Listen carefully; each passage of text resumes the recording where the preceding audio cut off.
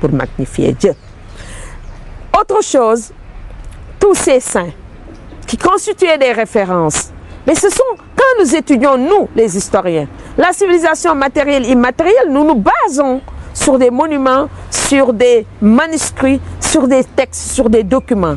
Mais la destruction de ces monuments, de ces textes, prive les historiens de sources extraordinaires pour refaire et reconstituer des faits qui se sont passés. Je crois que, au nom de l'islam, qui est une religion du savoir, vous savez, l'islam commence, le Coran commence, le premier verset du Coran, c'est Iqra, Bismi Rabbik, lisez.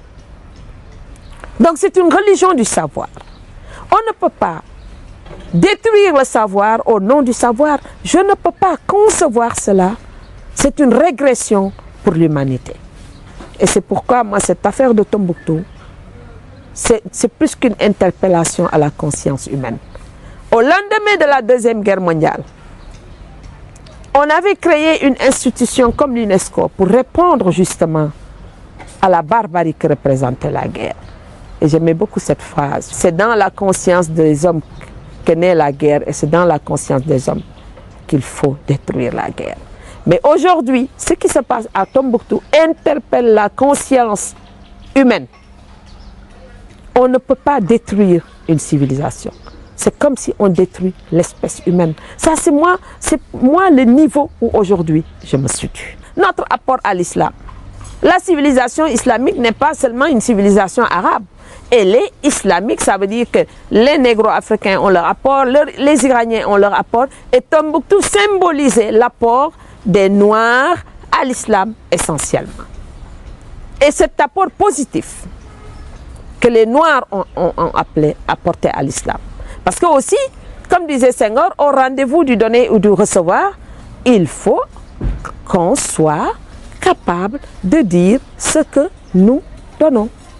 Et d'en apporter les preuves. Absolument. Et c'était une attestation extraordinaire de notre apport à ce rendez-vous.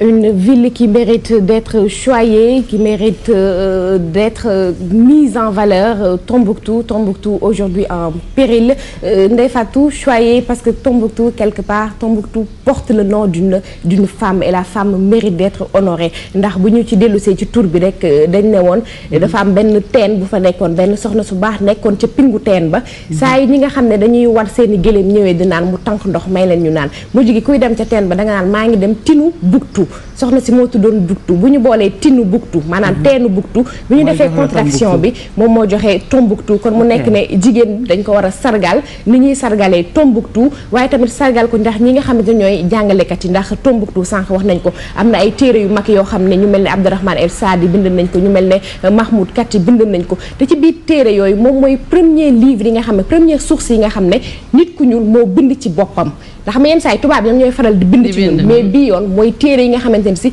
nit ku ñuul moo toog def saytu def jàngat ci biir askanam daal di koy tënk ci téere mais tey defe naa ne téere yooyu naax saay na mu nekkoon nag loo xam ne c'est passionnant repère historique mu ñëw ci Tombouctou nga xam ne Astou Mbène daanaka dajal na question bi moom moo tax nee naa elle a fait toute la question kenn du poser question voilà résumé na ko lépp daal ci Tombouctou wante leneen li nga xam ne moom laay conclure rek Penda Mbow dafa wax lu am solo ndax nee na au rendez-vous comme ni ko Senghor doon waxee du donner et du recevoir li gën a yéeme mooy nga dem di recevoir te doo am loo joxe te Tombouctou nekk na ci loo xam ne africain dañ ko war a joxe fépp ci àdduna bi wante nag doy na waar daal comme ni ñu koy waxee toolu nii mere naa leen lool te foog naa ni ñi leen mere bëri na parce que bu dee vrai islamiste nga gisuma lan moo war a tax ngay ñëw di toj ay mausolée loolu daf ma jaaxal man doy na waar islam dafa ne iqra moom jàngal taataanu net bi Khady Ndiaye waa képp si taataanu net bi lu xew ci àdduna bi lu xew internet lu xew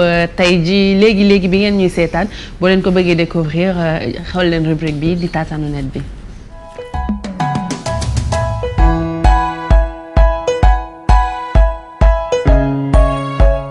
Bonjour et à vos souhaits. Story, premier clic sur dakaractu.com pour découvrir le sermon de l'imam sur la présidence de l'Assemblée nationale. J'ai honte, déclare Oustaz Alioune Sall, honte de cette guéguerre autour de la présidence de l'Assemblée nationale. Une guéguerre qui cache bien des choses, qui cache bien des intérêts inavoués, et la comparaison est vite trouvée par Oustaz Alioune Sall pour illustrer. L'imam dit ceci: quand une fille vient demander à sa mère de l'envoyer soudainement dans un lieu, sa mère, si elle est prudente, devrait se poser la question de savoir si cette dernière n'a pas des affaires personnelles à régler là-bas. Conclusion, toutes ces personnes qui se bousculent à la tête de l'Assemblée nationale n'ont pas tout dit mais pensent plutôt aux véhicules, salaires et autres privilèges, oubliant du coup le peuple. Et Oustaz Alioune Sall, qui s'était engagé pour le peuple en voulant devenir député, se dit pas du tout déçu par sa non-élection, mais propose à côté la révision du scrutin pour mettre tout le monde sur le même pied.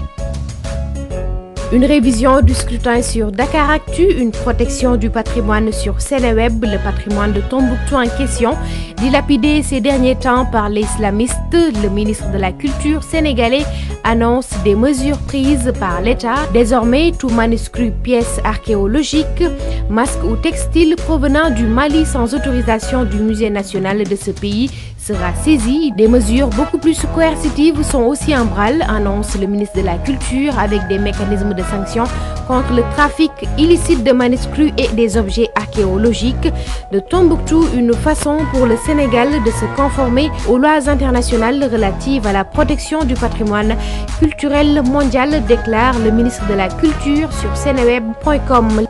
Les enfants aussi ont besoin d'être protégés et d'être moins brutalisés, selon Sen24heures.com. D'après une étude menée par la revue américaine Mediatrix, la fessée augmenterait le risque de troubles mentaux, et l'étude portant sur 34 653 adultes montre des résultats comme quoi les personnes ayant reçu des fessées ont entre 2 et 7% de chances supplémentaires de présenter des pathologies mentales une fois adultes. Et ce sont des actes qu'on a du mal à oublier. La moitié des Américains interrogés se rappellent de fessées reçues étant jeunes, et quand elles sont très sévères, les fessées entraînent des troubles mentaux à l'âge adulte avec un comportement souvent agressif. Toujours Sen24heures.com nous informe que dans le monde, 32 pays ont interdit les punitions corporelles pour les enfants. Sur la liste ne figurent pas les États-Unis et le Canada.